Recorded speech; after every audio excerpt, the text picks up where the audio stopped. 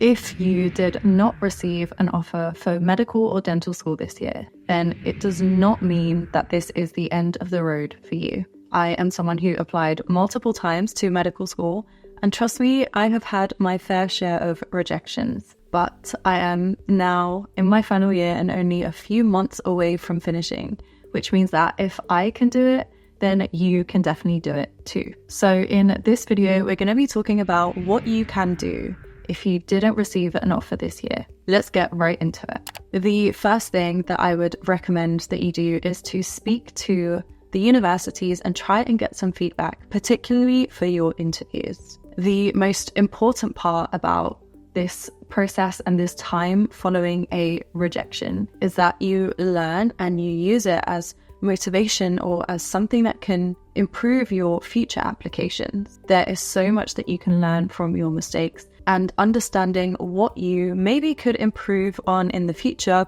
will help you massively. You could try to call or email them and ask to know if there was anything specific that you really messed up, or if they have any general tips or advice on how you can improve in the future. I also want to urge you to remember that when you submit an application, you want to make sure that the entire package is good, not just one element of it. So perhaps you didn't receive any interviews at all, or if you did, maybe there was something that you could improve on. So by trying to figure out exactly what went wrong, you can obviously focus on improving that one thing. But generally for future applications, you want to make sure that the entire package, that your whole application is the best that it can be. We actually have a myths and misconceptions video, which you might want to check out, which talks about common things that students tend to get wrong. The second thing I would suggest you do is to recheck the eligibility criteria. So often at FutureDoc, we see students who apply to universities and very clearly miss out on one of the main requirements for that university, which is such a shame because you're basically wasting one of your applications. If you don't meet the basic academic or entry requirements, then you are automatically rejected or your application is not considered. So at this point, I would suggest that you go back through every one of your choices and you look to see, did I meet all of the eligibility criteria or did I not? And was that the reason that maybe your application wasn't valid? Ask yourself, did I have sufficient work experience? Did I really do everything in my power to make this the best application that it could be? Or was there something missing? The next thing that you will want to consider is the entrance exam. So if you sat the UCAT or the GAMSAT if you are a graduate applicant, take some time to think about your score. How was your prep? Did you give yourself enough time? Did you use the correct resources? Was there more that you could have done? Could you have taken the GAMSAT, for example, but you didn't? Could you have resat one of the exams? There are so many things that you can look into. As you know, the entrance exam plays such a huge part in the application. So making sure that you score as highly as possible and that you do as well as you can is going to give you a higher chance of success. We do actually have a video talking through the best UCAT revision plan, which will appear somewhere on the screen. So check that out if you haven't already. This actually also ties in with my last point.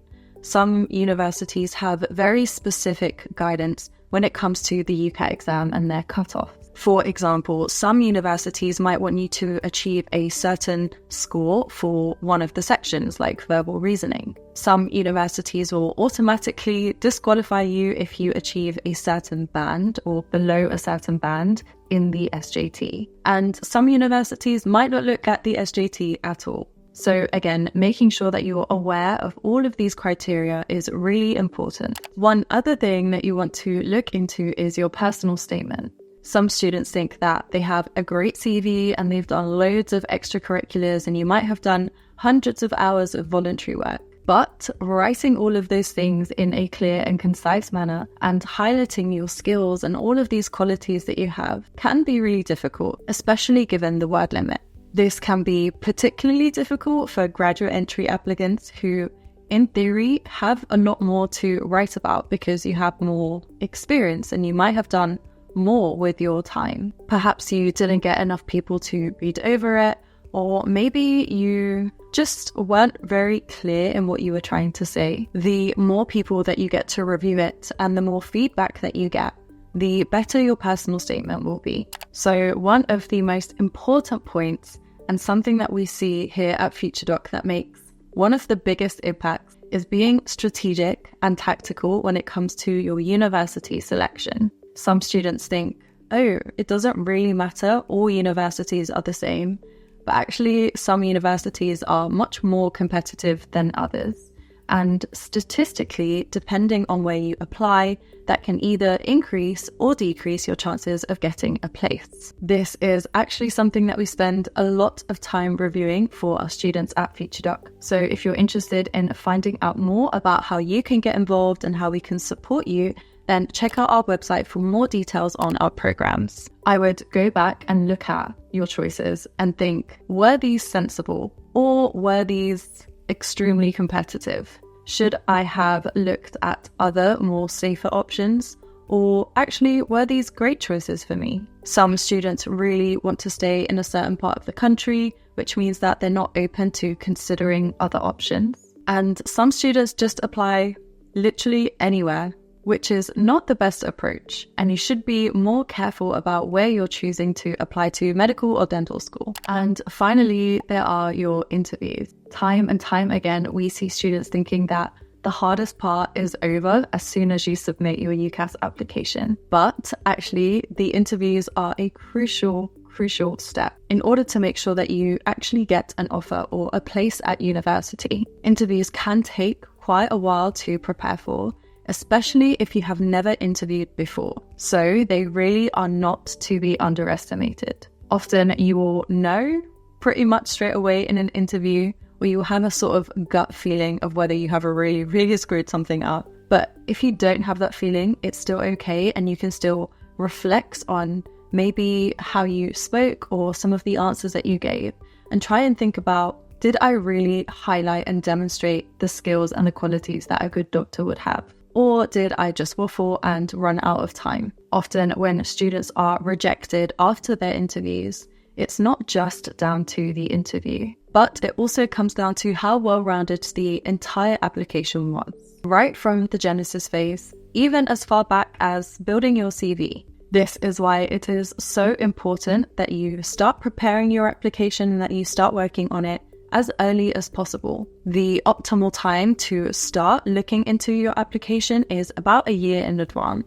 So if you are thinking about applying next year to medical school, now is a great time to get involved in the FutureDoc program. So now that you have thought about all of these things and you have reflected and evaluated on maybe some of your mistakes or some of your weaker points, what happens next and what can you do from here? Well, there are many different options, and I guess it kind of depends on where you are in your life. So if you have just finished your A-levels, there are a few different options that you can take. You can either take a gap year and maybe resit any exams that you maybe didn't do so well in, or you can get a part-time job and work for a while. You then might want to reconsider applying for next year's cycle with a much stronger application. Something else you can do if you have just finished your A-levels is actually study another degree. So you can apply to another course through clearing, for example. This is a great way to continue in education and to study something else that you might have been interested in. You could also think about studying something that may open up the door to graduate entry medicine later down the line. If you are a graduate and you did not receive an offer, again, it does not mean it is the end of the road to medical or dental school for you. Graduate entry medicine is notoriously competitive to get into, and you usually have about a 2% chance. So it really is not easy, so don't be too harsh on yourself. If you know that medicine is definitely what you want to do, then I would reapply next year. I would consider doing everything in your power throughout the next year to make it the best application possible. Try and gain as much experience as you can. Try and speak to other medical students and doctors, and try and work on your skills so that when you do resubmit the application, it is much better. I am someone who reapplied multiple times to medical school as a graduate, so I know how difficult it can be. And one thing that I have noticed as a medical student is that there are many other students on the same course that I am on that have also applied many times, sometimes 2, 3, even 4 times to medical school. It is not uncommon to get rejected. In fact, it happens quite a lot. So by thinking that you are the only person who's been rejected and that you're not smart enough and that it's never going to happen is actually very detrimental. And if anything, you can be using this to better yourself and develop your skills so that you are more well-rounded and better prepared for medical school when you do start. I would also encourage you that it is never too late to go to medical school. You could have just finished your A-levels, or you could be a very mature student. None of that really matters. If you know that medicine is what you really want to do and you are dedicated and determined to pursue the career, then it is entirely possible for you. And once again, I am testament of that. So if I can do it, then I know that anyone else can too. So that wraps up today's video on what you can do if you didn't receive an offer. Please be encouraged and don't feel like it's never going to happen. If anything, you can use this to your advantage. I really hope that this has given you some hope of a future in medicine or dentistry.